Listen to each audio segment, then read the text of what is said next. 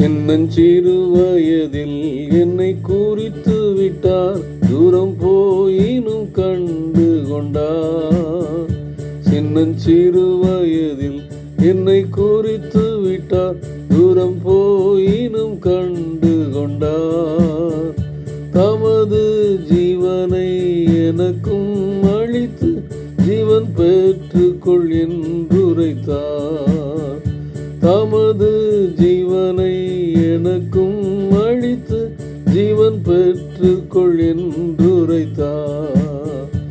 ஆனந்தமே பரமானந்தமே, இது மாபெரும் பாக்கியமே. இந்த பார்தலத்தின் சொந்தக்காரர் அவர், எந்த உள்ளத்தில் சொந்தமானார். டியர் ஃப்ரெண்ட்ஸ், அன்பின் வாழ்த்துக்கள். ஆண்டவரும் இரட்சகருமாகிய இயேசு கிறிஸ்துவின் நாமத்திலே உங்களை வாழ்த்துகிறேன். இந்த புதிய நாளிலும் சிறு பிள்ளைகளைப் போல நாம் மாறி ஆண்டவராக இயேசு கிறிஸ்துவின் சாயலை தரித்து கொள்ள கர்த்தர் நமக்கு கிருபை செய்வாராக. குறிப்பாக எல்லா திருச்சபைகளிலும் எல்லா இடங்களிலும் வெக்கேஷன் பைபிள் ஸ்கூல், VBS என்று அழைக்கப்படுகின்ற வெக்கேஷன் பைபிள் ஸ்கூல் நடைபெற்று கொண்டிருக்கிற ஒரு அருமையான காலம்.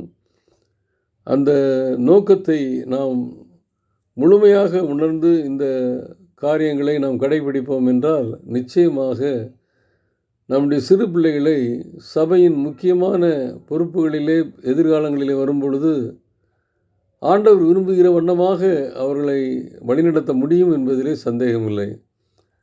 இப்பொழுது நம்ம VBS என்பது அந்த பிள்ளைகளுக்கு சபையும் குடும்பமும் ஒன்று, சபைக்கும் குடும்பத்திற்கும் வித்தியாசம் இல்லை என்று கற்றுக் கொடுக்கின்ற காலம். அதனால தான் அன்றைக்கெல்லாம் பார்த்திங்கன்னா அன்பின் விருந்து, இன்றைக்கு எல்லா நாளும் விருந்து கொடுக்குறாங்க, ரொம்ப நல்லது, சந்தோஷம். ஆனால் அன்றைக்கு அன்பின் விருந்துன்னு சொல்லி ஒரு நாள் வைப்பாங்க. அதில் என்ன பண்ணுவோம்னா, எல்லா வீட்லேயும், அதாவது எந்த வீடு அப்படிலாம் தெரியாது. இந்த பிள்ளைகளோடு பழகும்போது இவங்க எந்த ஜாதி, இவங்க எந்த மதம், இவங்க அப்பா அம்மா என்ன பண்ணுறாங்க, இதெல்லாம் பார்க்காம பழகிற காலம் அந்த காலம். சிறு பிள்ளைகளாக இருக்கும் பொழுது அதெல்லாம் நம்ம பார்க்கவே மாட்டோம். அப்படி தான் சபை இருக்கணும்னு சொல்லி, குடும்பம் இருக்கணும்னு சொல்லி ஆண்டவர் விரும்புகிறார். அதனால் அன்பின் விருந்து எப்படி வைப்பாங்கன்னா, எல்லா வீட்டிலேருந்து கொண்டு வரணும். அது சாதாரண வீடாக இருந்தாலும் சரி, உயர்ந்த வீடாக இருந்தாலும் சரி, அவங்கவுங்க வீட்டிலேருந்து தயார் பண்ணி கொண்டு வருவாங்க. கொண்டு வந்து எல்லாரையும் உட்கார வச்சு எல்லோரும் கொண்டு வந்ததை சரிசமமாக பகிர்ந்து கொடுப்பாங்க.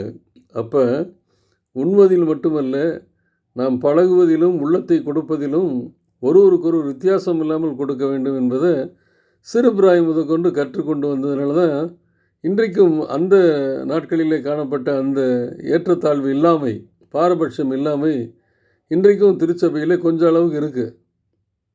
ஆனால் வளர வளர அந்த சிறு பிள்ளையிடத்தில் சிறு பிள்ளையாக நாம் இருந்தபோது காணப்பட்ட அந்த நல்ல பண்புகள், ஆண்டவராக இயேசு கிறிஸ்துவின் பண்புகள் மறைந்துருது. எப்போ அது மறையுதுன்னா நம்மை விட்டு கொஞ்சம் கொஞ்சமாக கடந்து போகுதுன்னா, எல்லா விதமான ஆசீர்வாதங்களையும் ஆண்டவர் தந்ததுக்கு பின்னால் தான் அது மாறுது. ஆசீர்வாதங்கள் இல்லாத போது ஆண்டவரை தேடுறோம். வீட்டிலேயே பார்த்தீங்கன்னா வேலை இல்லாத போது ஆண்டவரை தேடுறோம், குழந்தை இல்லாத போது ஆண்டவரை தேடுறோம், வசதி வாய்ப்புகள் இல்லாத போது ஆண்டவரை தேடுறோம். அப்புறம் ஆண்டவரை தேடி ஆண்டவர் கொடுக்கின்ற மன்னிப்பு, ரட்சிப்பு, பரிசுத்த ஆவியானவருடைய வரம், பிரசங்கிக்கிற வரம், தாளந்துகள் எல்லாவற்றையும் ஆண்டவர் material wealth and spiritual wealth ரெண்டையும் ஆண்டவர் கொடுத்த உடனே நம்ம என்ன பண்ணிடணும்னா, வீட்டை விட்டு வீட்டுக்குள்ளே தான் இருக்கிறோம், ஆனால் தூரமாக போயிடுறோம். அதைத்தான் லூக்கா 15ஆம் அதிகாரத்தில் ஆண்டவர் சொல்லுகிறார். வீடு என்பது திருச்சபை சொல்லுகிறார்.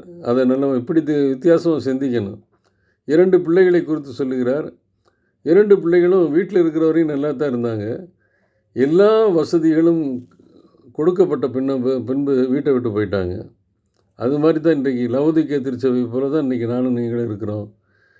ஆவிக்குரிய வாழ்க்கையிலே வளரும் பொழுது வீட்டுக்குள்ளே ரொம்ப அமைதியாக, அன்பாக ஒருவருக்கு விட்டு கொடுத்துருந்தோம்.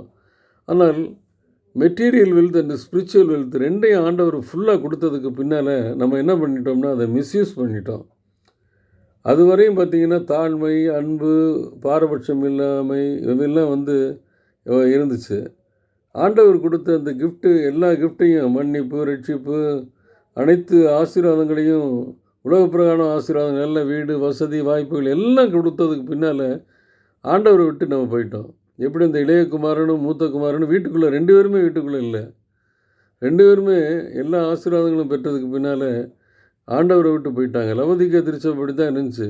ஆண்டவர் தங்களை விட்டு போனது கூட தெரியாதபடி அவங்க எல்லா சர்ச் ஆக்டிவிட்டீஸ்லேயும் பங்கேற்றுருந்தாங்க, எல்லா காரியங்களையும் செய்தாங்க. இன்றைக்கு நானும் நீங்களும் அப்படி தான் இருக்கோம்.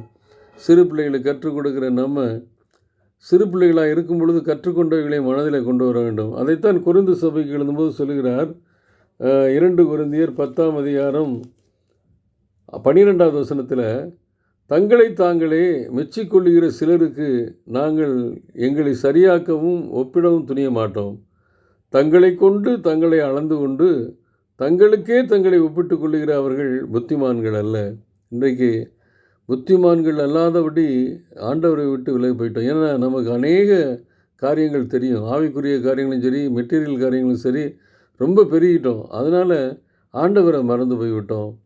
மீண்டுமாக அந்த ஆதி நிலைக்கு கொண்டு வருவோம். சிறு பிள்ளைகளாக இருக்கும் பொழுது, சிறு வயதிலிருந்து என்னை தெரிந்தெடுக்கும் பொழுது நான் எப்படி இருந்தேன், அதே போல் பாரபட்சம் இல்லாமல் ஒருவரை நேசிக்கவும். அப்போ அந்த விபிஎஸ்சில் இருக்கும்போது பக்கத்தில் இருக்கவன் யாருன்னு தெரியாது, அவன் பேர் தெரியும், அவனோட நல்ல ஃப்ரெண்டாக பழகும், அவன் என்ன பேக்ரவுண்டு, அவனுக்கு என்ன ஜாதி, எந்த இது, என்ன படிச்சிருக்கான், இதை பற்றி நம்ம கவலையே பட மாட்டோம். அவனுக்கு வசதி வாய்ப்புகள் என்ன இருக்குது, அவங்க பெற்றோர் யார், அவங்க ஆட்டோ டிரைவரா, கூலி வேலை பார்க்குறவங்களா, இல்லை டாக்டரா, இதெல்லாம் யாரும் அதை வச்சு பழகவே மாட்டோம். ஆனால் இன்றைக்கு எல்லா ஆவிக்குரிய காரியங்களையும் பெற்றுக்கொண்டதுக்கு பின்னால் தேவையில்லாத காரியங்களை நம்ம பார்த்து பிரிந்து போய் கிடக்கிறோம். மீண்டுமாக ஆதி நிலைக்கு, ஆதி அன்புக்கு திரும்புவோம். ஆண்டவருடைய அன்பிலே ஒருவர் நினைந்து அவரை போல மாறுவோம். நம்மை மெச்சிக்கொள்ளாதபடி அந்த வீட்டுக்குள்ளே 2 அண்ணனும் தம்பி 2 பேரும் வீட்டை விட்டு வெளியே இருந்தாங்க. ஆண்டவரை கூப்பிட்றாரு, 2 பேரையும் கூப்பிட்றாரு. 2 பேரும் உள்ளே வரணும். அதுதான் ஆண்டவருடைய விருப்பம். அப்படிப்பட்ட விருப்பத்தை நம் மூலமாக நாம் நிறைவு செய்வோம். கர்த்தர் தாமே நம்மை ஆசீர்வதிப்பாராக. ஆமேன்.